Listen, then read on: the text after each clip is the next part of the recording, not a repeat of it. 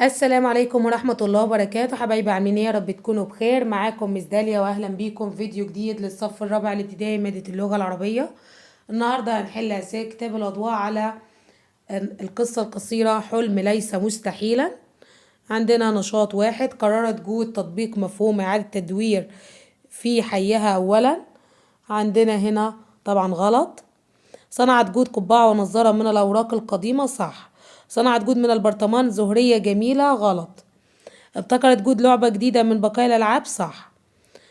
بعد كده اختار تعمل الدولة على إعادة تدوير النفايات اللي هو استعمال. بعد كده حاولت سلمى أن تصنع طائرة ورقية اللي هو تفعل. كان الفلاح يختزن يعني يحتفظ بكمية كبيرة من القمح. لم تكترث هند لكلام صديقتها يعني تهتم. يستخدم المعلم طرائق مبتكرة فيها الشرح جديدة. بعد كده عندنا هنا اللي هو ترشيد استهلاك الكهرباء، استهلاك يعني استخدام. هنا بذوي الإرادة اللي هم العزيمة، تمام. بعد كده نشاط 3 أكمل. درست جود موضوع إعادة استخدام والتدوير في مادة العلوم، يبقى نكتب مادة العلوم. ب وضعت جود التوابل في برطمان الصلصة. ج بدأت جود بتصنيف الألعاب القديمة إلى اللي هو لعب صالحة ولعب مكسورة. د كان والد جود يخطط ويكتب ويطبع الأوراق ويجلس بغرفة المكتب، يبقى نكتب كلمة غرفة المكتب. نشاط 4 بما شعرت جود بعد دراستها لموضوع إعادة الاستخدام والتدوير. شعرت بأهمية تطبيق مفهوم إعادة الاستخدام والتدوير. ب لماذا ضحك أفراد الأسرة مما قالته جود؟ لأنهم ظنوا أنها تمثل دورا بمسرحية كوميدية. ج كيف تمكنت جود من إعادة استخدام برطمان الصلصة وعلبة اللبن؟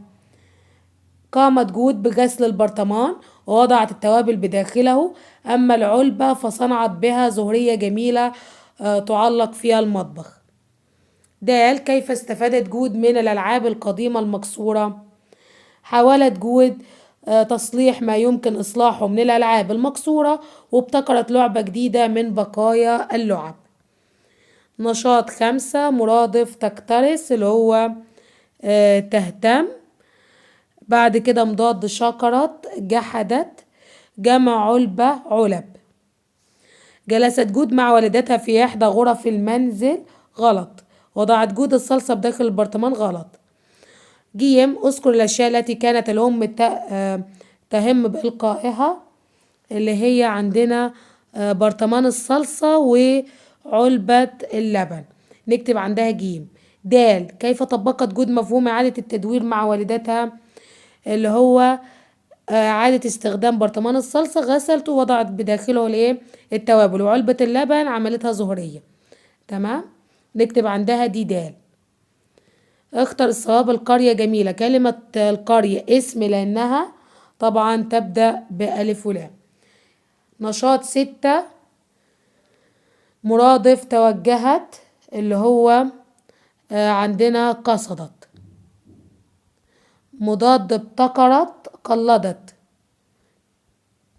مفرد اللعب اللعبة. قررت جود أن تعطي اللعب الصالحة لطفل رضيع ليلعب بها، صح. ألقت جود اللعب المكسورة في سلة القمامة، غلط. ما الذي رأته جود في غرفة أخيها عمر؟ هنقول رأت طبعا العديد من الألعاب المكسورة أو القديمة التي كان يستعملها وهو طفل رضيع، نكتب عندها ج. د لماذا فرح عمر كثيرا بعد بما فعلته جود؟ لأنها حاولت تصليح ما يمكن إصلاحه وابتكرت لعبة جديدة من البقايا ففرح كثيرا، حيث أصبحت غرفته منظمة وبها لعب جديدة مبتكرة، نكتب عندها د. صوب الخطأ. هؤلاء مهندسان بارعان، عندنا هنا هتبقى هؤلاء هتبقى هذان. اللاعبان نشيطتان، لا نشيطان.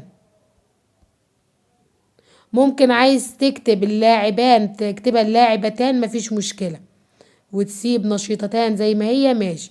بس الأصح ان انت يعني ايه بتغير الكلمة التانية. تطبيقات متحررة. عندنا بعد كده نشاط 1 معنى إلقاء اللي هو رمى، مضاد فارغة ممتلئة، وجد أسامة وخالد في الحديقة. عندنا هنا اللي هو زجاجة فارغة وصندوق فارغ، نكتب فيها بنكتبها في 1. 2 أمسك أسامة بالزجاج والصندوق، عندنا اللي يلقيهما في سلة القمامة، نكتبها في رقم 2. ج ما الأشياء التي سيصنعها الصديقان من الزجاجة والصندوق؟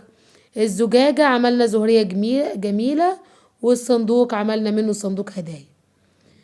بعد كده اذكر أشياء أخرى يمكنك أن تصنعها من الزجاج والصندوق. مثلا نعمل برطمانات، علب تخزين، زهريات، أي حاجة. تمام. أجب عاد الأب من العمل، حدد نوع الفعل ماضي. تمام. بعد كده عندنا نشاط 2 معنى تصنع اللي هو تفعل، جمع المنظر مناظر. احتفل طلاب الفصل بعيد ميلاد سلمى، صح. فكرت مريم في صنع إكليل من الأزهار، صح. بعد كده عندنا كيف صنعت مريم هدية لزميلتها، هنقول اللي هو هنا عندنا تصنع إكليل من الأزهار. تمام. بس أو وقعت عينها على الأزهار الحديقة وعملت إكليلا من الأزهار. بعد كده عندنا ما الأشياء القديمة بمنزلك التي يمكن أن تصنع منها هدية. اكتب انت أي حاجة. ممكن اكتب برضو ان مثلا يوجد علبة قديمة ومجموعة من الأزهار البلاستيكية القديمة، فيمكن صناعة زهرية جميلة أقدمها لصديقي في عيد ميلاده مثلا. تمام. صوب ما تحته خط. نحن جنود شجعان، شجاعان هتبقى شجعان. تمام. بالشكل ده، دي جمع، لكن اللي مكتوبة بالأخضر دي مثنى. بعد كده نشاط 1 مضاد الضارة. عندنا المفيدة، مفرد النفايات، النفاية. أطلقت المدرسة مسابقة للفوز بجهاز هاتف محمول، غلط. كان على المشاركين جمع أكبر قدر ممكن من النفايات، صح. ما الأضرار النفايات الإلكترونية؟ عندنا اللي هو تسبب أضرار بالغة للبيئة وتنشر الأمراض. تمام. نكتبها في رقم ج. نشاط 2 مرادف تراكم، اللي هو عندنا تجمع، مضاد هائلة قليلة. المخلفات تلوث البيئة وتضر بالكائنات الحية، طبعا صح. البلاستيك يستغرق سنوات طويلة للتحلل، صح. لماذا يجب علينا إعادة تدوير المخلفات القابلة للاستخدام لإعادة الاستخدام؟ هنقول لضمان سلامة البيئة، نكتبها في رقم ج. تمام. وبكده يكون انتهى الفيديو بتاعنا النهارده. ما تنسوش لو عجبكم الفيديو تشتركوا في القناة وانتظروني فيديوهات تانية كتير. ولو حد عنده اي سؤال تقدروا تكتبوا لي تحت في التعليقات وانا هرد عليكم ان شاء الله. والسلام عليكم ورحمة الله وبركاته.